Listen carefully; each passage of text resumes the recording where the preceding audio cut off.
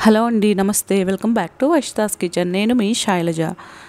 నిన్న సాయంత్రం వర్షం పడింది కదండి. వర్షం పడేటప్పుడు పిల్లలు స్నాక్స్ అడిగితే అప్పటికప్పుడు ఇంట్లో ఉన్న ఈ ఆలుగడ్డలతోటి ఆలు టిక్కాని ప్రిపేర్ చేశానండి. అదేనండి మన ఆలు కట్లెట్ అని కూడా అంటాం కదా. క్రిస్పీ ఆలు కట్లెట్ని ఎలా ప్రిపేర్ చేసుకోవాలో చూద్దాం. దానికోసం నేను ఒక 4 ఆలుగడ్డలను తీసుకొని బాయిల్ చేసేసి పీల్ చేసి పెట్టుకున్నానండి.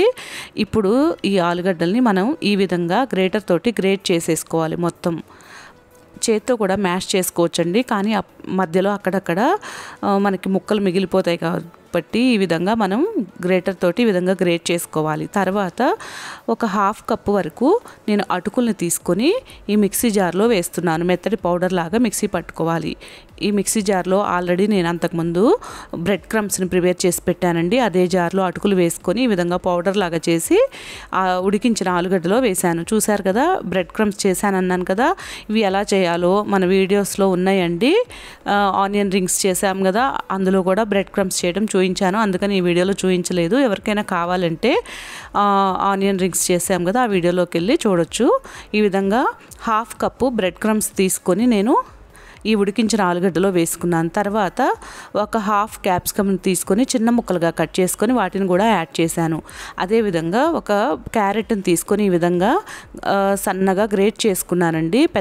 పెద్దగా గ్రేట్ చేసే దాంతో కాకుండా ఈ విధంగా సన్నగా ఉన్న దాంతో గ్రేట్ చేసుకోవాలి. తర్వాత ఒక ఉల్లిపాయను తీసుకొని చిన్న ముక్కలుగా కట్ చేసుకొని యాడ్ చేసుకోవాలి. అదేవిధంగా 3 పచ్చిమిర్చిని కూడా చిన్న ముక్కలుగా కట్ చేసుకొని యాడ్ చేసుకోవాలి. అదేవిధంగా మన కొత్తిమీరని కూడా ఒక గుప్పెడు నిండా సన్నగా కట్ చేసుకొని యాడ్ చేసుకున్నాను. ఉప్పుని మన రుచికి తగినంత ఉప్పుని యాడ్ చేసుకోవాలి. తర్వాత 1 టీ స్పూన్ వరకు నేను కారాన్ని కూడా వేశాను.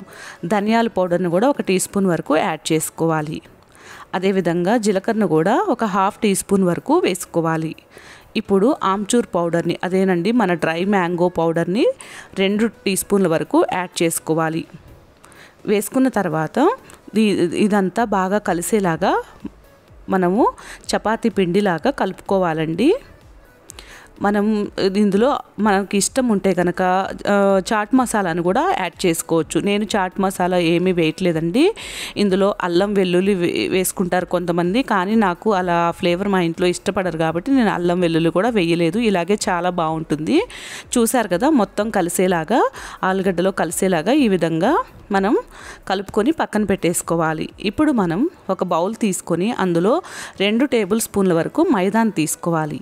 మైదాని తీసుకొని ఇందులో అవసరానికి తగినన్ని ఒక 4 టేబుల్ స్పూన్లు వాటర్ వేసేసుకొని ఈ విధంగా ఉండలు లేకుండా బాగా కలుపుకోవాలి. చూసారా, ఈ మైదాని ఈ విధంగా కలుపుకొని పక్కన పెట్టేసుకోవాలి. ఇప్పుడు మనం ముందుగా కలిపి ఉంచుకున్న ఈ ఆలుని కలిపి ఉంచుకున్నాం కదండి. ఈ విధంగా మనకి ఇష్టం వచ్చిన షేప్స్లో వీటిని ప్రిపేర్ చేసుకోవచ్చు. నేనైతే రౌండ్గానే ప్రిపేర్ చేస్తున్నానండి. మీకు కనుక రౌండ్గా ఇష్టం లేదంటే సిలిండర్స్ ఉంటుంది కదా, ఆ షేప్లో కూడా మనం ప్రిపేర్ చేసుకోవచ్చు. ఓవెల్ షేప్లో కూడా చేసుకోవచ్చు అండి. నేనైతే ఈ విధంగా మరీ పల్సగా చేయొద్దండి, ఈ విధంగా కొంచెం తిక్కుగానే చేసుకోవాలి. ఇవి చేసేటప్పుడు మీకు కనుక చేతికి అంటుకుంటే కొంచెం ఆయిల్ని చేతులకు అప్లై చేసుకొని ప్రిపేర్ చేసుకోవచ్చు. నా చేతులకి ఏమీ అంటుకోలేదండి, అందుకని నేను ఆయిల్ ఏమీ అప్లై చేయలేదు. మనం ముందుగా కలిపి పెట్టుకున్నాం కదా ఈ మైదా మిల్క్ని, ఇందులో మనం చేసుకున్న ఆలు టిక్కాని వేసేసుకొని ఈ విధంగా ఒకసారి డిప్ చేసి తీసేసుకొని మన బ్రెడ్ క్రమ్స్ ఉన్న బౌల్లోకి వేసేసుకొని బ్రెడ్ క్రమ్స్ మొత్తం ఈ విధంగా డ్రెస్సింగ్ చేసుకోవాలి. చూసారు కదా, ఈ విధంగా చేసుకొని మనం వేరొక ప్లేట్లోకి పెట్టేసుకోవాలి. చాలా ఈజీగా చేసుకోవచ్చండి. ఈవినింగ్ ఇవన్నీ ఇంట్లో ఉండే ఇంగ్రీడియంట్స్తోనే మనం చేసాం కదా, పిల్లలు కూడా చాలా ఇష్టంగా తింటారు. కొత్తగా చేసే వారి కోసం మరొకసారి ఈ ఆలు టిక్కా షేప్ని ఎలా చేయాలో మరొకసారి చేసి చూపిస్తాను, చూడండి. అన్నీ సమానంగా వచ్చేలాగా ఒకటే క్వాంటిటీలో మనం ఆలు బాల్ చేసుకున్నాం అనుకోండి, మన టిక్కాలన్నీ ఒకటే షేప్లో ఒకటే సైజులో వస్తాయండి. ఈ విధంగా చేసేసుకొని రౌండ్గా ఎడ్జెస్ని మరీ పల్స్గా కాకుండా తిక్కుగా ఉండేలాగా మనం అడ్జస్ట్ చేసుకుంటూ ఈ టిక్కాస్ని ప్రిపేర్ చేసుకోవాలి. ఇలా చేసుకున్న తర్వాత మనం ముందుగా కలిపి ఉంచుకున్న ఈ మైదా మిల్క్ ఉంది కదా, అందులో వేసేసుకొని ఇలా స్పూన్తో రెండు వైపులా టర్న్ చేసుకొని ఇప్పుడు మనం బ్రెడ్ క్రమ్స్లోకి వేసుకోవాలి. హడావిడి పడకుండా నిదానంగా చేసుకుంటే కొత్త వారికి కూడా చాలా సింపుల్గా అనిపిస్తుందండి. అదేవిధంగా చాలా టేస్టీగా ఉంటుంది. నా ఛానల్ని కనుక ఫస్ట్ టైం ఎవరైనా చూస్తుంటే తప్పకుండా సబ్స్క్రైబ్ చేసి సపోర్ట్ చేయండి ఫ్రెండ్స్. వీడియో చూసిన వెంటనే లైక్ చేయటం అస్సలు మర్చిపోవద్దండి.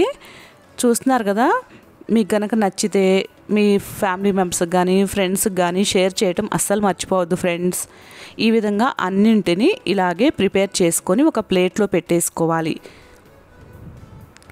ఇప్పుడు నేను చూసారు కదా, ఈ విధంగా ప్రిపేర్ చేసుకొని ఒక 30 మినిట్స్ పాటు అంటే ఒక హాఫ్ అన్ అవర్ పాటు నేను డీప్ ఫ్రిడ్జ్లో పెట్టుకున్నానండి.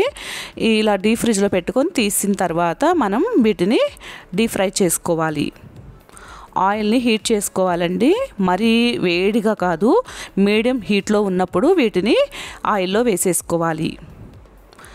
వీటిని మనం అన్నింటినీ ప్రిపేర్ చేసేసుకొని ఈవినింగ్ చేయాలంటే ఆఫ్టర్నూన్లోనే మనం ఇవన్నీ ప్రిపేర్ చేసేసుకొని డీప్ ఫ్రిడ్జ్లో పెట్టేసుకొని పిల్లలు వచ్చిన వెంటనే ఇలా ఫ్రై చేసి ఇవ్వచ్చండి.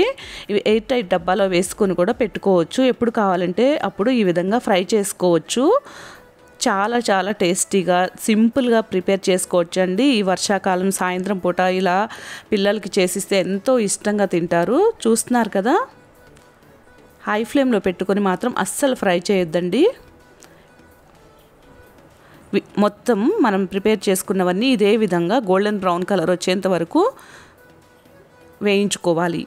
అంతేనండి, ఎంతో సింపుల్గా ఆలూ కట్లెట్ ఇంకా ఆలూ టిక్కాని ప్రిపేర్ చేసుకున్నాం కదా. మీరు కూడా తప్పకుండా ట్రై చేయండి friends. Thank you for watching.